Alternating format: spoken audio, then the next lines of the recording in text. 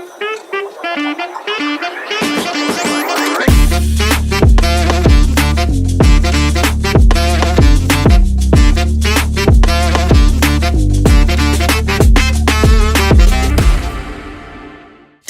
जेव्हा पंखाना ओढ पावलांची करत होतो त्याच्यात वैजयंती चिटणीस होती. ती अमोलची सख्खी काकी. अच्छा. हा म्हणजे तिच्या मोठ्या दिरांचा मुलगा. अच्छा. तर आणि विजयाबाई आणि माझे सासरे यांचं आते मामे भावंडांचं काहीतरी नातं होतं. अच्छा. तर ह्या सगळ्यांनी म्हणजे बाई वैजयंती यांनी ठरवलं आपण ना स्वातीचं लग्न करून टाकूया आता बास झालं. म्हणजे मी तेव्हा 20 वर्ष म्हणायला तू 20-21 वर्षाची. आणि मग वैजयंती म्हणाली अगं आमच्या ह्यांचा मुलगा आहे अमोल. तर बाई म्हणाले हो का मग बोलवू की त्याला. हे सगळं मला बरं मला हे काहीच माहिती नाही. एक दिवस आमच्या वैजयंतींच्या घरी पहिल्या दुसऱ्या प्रयोगानंतर पार्टी होती. तिकडे तिने अमोलला बोलवलं. अमोलाला त्याला वाटलं जरा घरचं जेवण मिळेल मस्त. आम्ही भेटलो. मी म्हटलं हाय हॅलो झालं सगळं. मला काहीच माहिती नाही. मग मी म्हटलं आमचं असं असं नाटक आहे काय आता ह्याच्याशी बोलणार ना नेव्हीतला माणूस आहे. तर तो म्हणाला हो I never seen a Marathi play. अच्छा. म्हटलं you never seen a Marathi play she shame on you. मी म्हटलं परवा आहे आमचा प्रयोग शिवाजी मंदिरला यू मस्ट कम. आणि तो आला प्रयोगाला. बरं त्याला प्रयोगाला बघून वैजयंती चिटणी जवळजवळ पडली की हा काय करतो इथे. अमोल तू प्रयोगाला आला. त्यांनी प्रयोग बघितला. मग मला म्हणाला I have got a bike you want me to drop you. प्रयोग दादरला. मी राहायचे सांताक्रूजला. आणि त्याची शिप ह्याला लायन गेट म्हणजे दुसरं टोक कुलाबा. मी म्हटलं हा सोड इट्स ओके. प्रेम अशी तेव्हा काही प्रेम बिम नव्हतं पण तशी आमची ओळख झाली. मग हळूहळू मला वैजयंतीने विचारलं कसं वाटलं ग तुला. हा छान आहे की. मग त्यालाही आवडलीस तू. असं करून आमचं लग्न जमवलं. बरं मला नेव्ही बद्दल काहीही माहित नव्हतं. काही माहित नाही मला नेव्ही. आणि त्याला पण असं काही वाटलं नाही हिला आपण काही सांगायला पाहिजे. लग्न झालं आणि 8व्या दिवशी आम्ही निघालो आणि त्याची बदली झाली port Blair Andaman and Nicobar islands. So आम्ही डायरेक्ट अंदमानला गेलो 1981. How you felt at that time? I don't know. खूप एक्साइटमेंट होती. थोडी वेडी पण होते. वेडेच इतिहास घडवला. हा म्हणजे काय खूपच छान वाटत होतं आपलं इतका छान माणूस भेटलाय आपल्याला टाईप. आणि अंदमानला गेले त्याच्याबरोबर काय तू जहा जहा चलेगा मेरा साया साथ होगा टाइप्स. तर अंदमानला गेले. तिकडे लक्षात आलं की तिकडे गॅस नाही. हा मेनलँडहून गॅस आणणार नाही. It was unsafe. हो. सो फ्रॉम स्टोव्ह सगळा स्वयंपाक स्टोव्हवर करायचा. नेव्हीमध्ये कोणी बॅटमॅन वगैरे नसतो. सो सगळं मीच. आणि आईने आपल्या बेसिक काहीतरी कृती लिहून दिल्या होत्या. आणि हो आणि म्हणजे आईने आपलं डिसेंबरमध्ये लग्न ना म्हणजे बघा आता मार्च मध्ये होळी येईल तर तुला मी पुरणपोळी कशी करायची ते लिहून देते वगैरे असं. आणि सुरेश खरे जेव्हा माझ्या लग्नाला आले होते तेव्हा त्यांनी मला एक अन्नपूर्णा नावाचं कुकबुक दिलं होतं. त्या कुकबुकनी मला तारलं. कारण मला काहीही स्वयंपाक येत नव्हता.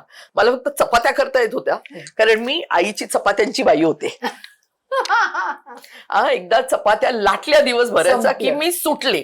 मग मी रिहर्सलला जायला नाटकांना जायला मोकळी. आणि आम्ही पोर्ट ब्लेअरला पोचलो डिसेंबर एंड. आणि फर्स्ट वीक ऑफ जानेवारी कार निकोबारला मोठा अर्थक्वेक झाला.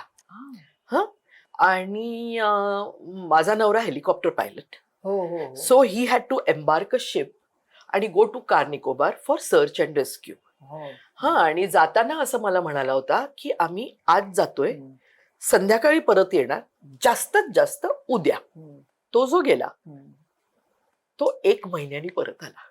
नो ठाव ठिकाणा काही ठाव ठिकाणा नाही. No phone. No phone. अंदमानला फोन नसायचे, म्हणजे बापरे. हा देर वॉज नो फोन. मग न्यूजपेपर्स नव्हते. महिन्यातून 2 वेळेला एक शिप मद्रासहून यायची, एक शिप कलकत्त्याहून यायची. तेव्हा 15 दिवसाचे न्यूजपेपर्स यायचे, जे तुम्हाला ऑलरेडी बुक करायला लागायचे. तर तुम्हाला 15 दिवसात मेनलँडमध्ये काय झालं, तेव्हा तिकडे टीव्ही सुद्धा नव्हता. रेडिओ होता, पण तो कधीतरी कुठेतरी रेडिओ ऑस्ट्रेलिया लागायचा. काहीही माहिती नसायचं काय चाललंय. How you survived? Don't ask me. तो 1 महिना. मग आमचा 4 ब्लॉक होता. तर शेजारची जी होती अमोलची, म्हणजे दुसरा पायलट, त्याची बायको, ती मला म्हणाली, स्वाती अगर तुझे डर लगे तू आजा घर. तर मी म्हटलं हो मी येईन, कारण एकटी कधीच राहिले नाही. संध्याकाळ झाली तसा मी विचार केला की नाव हे माझं आयुष्य असणार आहे. किती वेळा हा माणूस जाणार शिपवर, किती वेळा मी लोकांकडे जाऊन राहणार. ऍक्च्युली तर मला ह्याची सवय करायला पाहिजे. तर मी तिला सांगितलं मी येत नाही, मला जर फारच भीती वाटली तर येईन. मग मी सगळे लाईट्स ऑन ठेवायचे घरात. पोर्ट ब्लेअरला 5 वाजता अंधार होतो आणि सकाळी 4 वाजता फटफटीत उजाडतं. 5 वाजल्यापासून घरातले सगळे दिवे ऑन करायचे, पुस्तक वाचत बसायचे पहाटे 4-4:30 पर्यंत.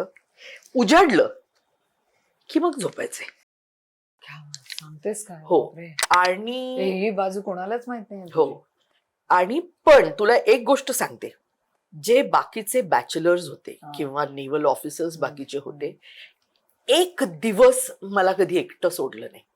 रोज संध्याकाळी कोणतरी यायचं आणि भाभीजी आपको कुछ चाहिए, आपको देखो कल शिप आ रही है. म्हणजे शिप जर आली मेनलँडहून तर तेव्हा 15 दिवसाच्या भाज्या घेऊन ठेवायच्या, कारण पोर्ट ब्लेअर मध्ये काहीही उगवत नाही तेव्हा.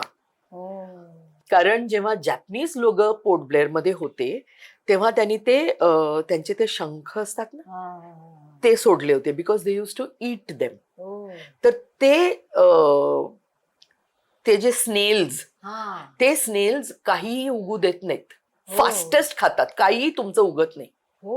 सो 15 म्हणजे हिरव्या रंगाचे टोमॅटो यायचे, ते टोमॅटो असे उलटे करायचे आणि ठेवायचे, मग ते हळूहळू लाल व्हायचे.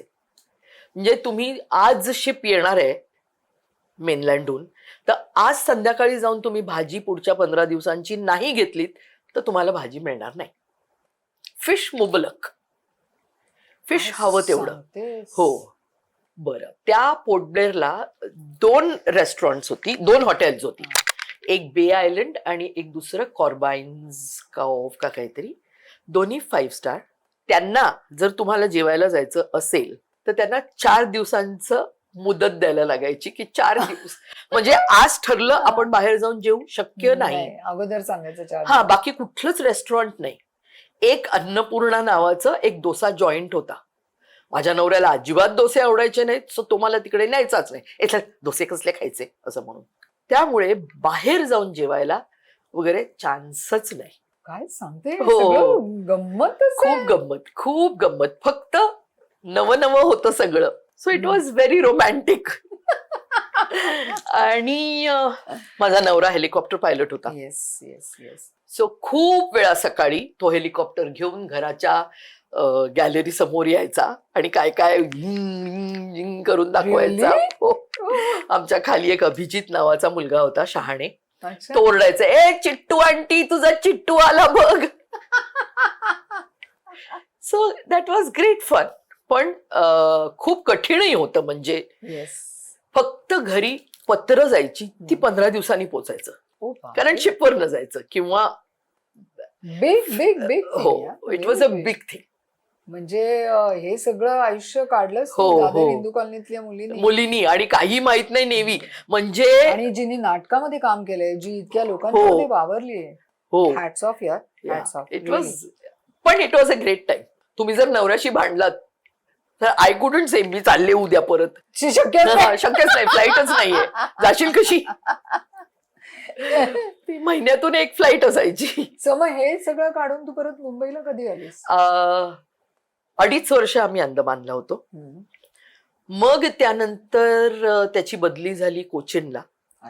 मग आम्ही कोचिनला आलो माणसात टाइप्स. तुला तिकडे गॅस सिलेंडर मिळाला? हो, तेव्हा गॅस सिलेंडर मिळाला. माझ्या आईच्या प्रत्येक पत्रातून स्टोव जपून वापर, स्टोव जपून वापर, वातीचा घे. कारण सुरुवातीला तो होता. मग वातीचा स्टोव, हो, पंपवाला. मग वातीचा स्टोव घेतला. स्टोव म्हणायची मी त्याला. मग तो फरफऱ्या स्टोव. मग तो वातीचा स्टोव रात्री साफ करून Yes, ठेवायचा. yes. काय वाती चोळून घ्यायला हो, लागतं. काय काय केलंय मी. पण my husband was a very cooperative kind of person. म्हणजे तू हे केलंच पाहिजेस असं काही नव्हतं. मी कित्येक वेळेला कुकिंग मध्ये चुकलीये, तो तसं पण खायचा. मस्त झालंय, सगळं मस्त झालंय असं म्हणून कारण खायचा. अशी कोण बायको मिळणार आहे? तिथे काही हे नाही. आणि ऑल दिस फार मज्जा यायची पण. लाईक आमच्याकडे एक बाईक होती, ती बाईक घेऊन बाहेर पडायचो. एक दिवस काय झालं, हे 4 जण होते ना, तर सगळ्यांच्या बाईक, स्कूटर्स. तर एक दिवस सकाळ झाली आणि शेजारच्यानी विचारलं, हॅज छोटू लेफ्ट ऑलरेडी? म्हणजे माझा नवरा 6'2" होता, त्याला छोटू म्हणायचे. तो म्हटलं नो. मग वेअर इज हिज बाईक? बघतो तर 4ही बाईक्स तिकडे नव्हत्या. हो का? हा, रात्री कोणीतरी ढापल्या होत्या. हा, हे लोक म्हणाले अशा कशा बाईक्स कोणी नेल्या माहित नाही वगैरे. तर अंदमान इज अ आयलंड आहे ना ते. तर पोलीस म्हणाले काळजी करू नका, कुठेतरी येऊन टाकल्या असतील, बाहेर कुठेच जाऊ शकत नाही, म्हणजे चोरी व्हायचीच नाही. ह्या लोकांनी काय केलं असेल. 2 जण पायलट होते, त्यांनी हेलिकॉप्टर घेतलं आणि वरनं शोधलं आणि एका ठिकाणी त्यांना 4ही बाईक सापडल्या. हे पण this was also kind of an adventure की अरे आता आपण ड्रोन चालवतो तसं त्यांनी हेलिकॉप्टर नेलं. एक दिवस आम्ही कुठेतरी चाललो होतो. Times you have sat in helicopter? Never. Not allowed to. We are not allowed to. It is a Indian navy, so we are not allowed. तर कधी वाटलं नाही मला? खूप वाटायचं पण नाही. म्हणजे नंतर बसली आहे पण पवन हंस वगैरे, पण नॉट अदरवाईज. हा, दॅट इज डिफरंट, पण नॉट अदरवाईज. खरंच यार, हॅट्स ऑफ, तू एवढं सगळं केलंस. म्हणजे एकदा आम्हाला कुठेतरी जायचं होतं, तर अमोलनी मला जीप पाठवली. तर मी अशी पुढे बसले आणि मागे पर्स टाकली. तर त्या मागे फ्लॅप असतो, त्या फ्लॅप मधनं बाहेर पडली पर्स. तिकडे गेले मेस मध्ये आणि म्हटलं हो माझी पर्स पडली, सगळा पगार आहे तुझा त्याच्यात. रडारड माझी एकदम. तो म्हणाला काळजी करू नकोस, नथिंग विल हॅपन. हेलिकॉप्टर परत काढला नाही, कोणीतरी उचलली होती आणि ती पोलीस स्टेशन मध्ये येऊन दिली होती की ही बघा पर्स मिळाली. हो, it was very safe at Andaman. काही चोऱ्या व्हायच्या नाहीत, काही नाही. अंदमानचं काळं पाणी एवढं माहिती फार सुंदर होतं ते पाणी. इतकं सुंदर पाणी होतं की तुम्ही कंबरभर पाण्यात उभं राहिलं तरी तुमची पावलं दिसतात. इतकं स्वच्छ पाणी मी आयुष्यात कुठे बघितलं नव्हतं.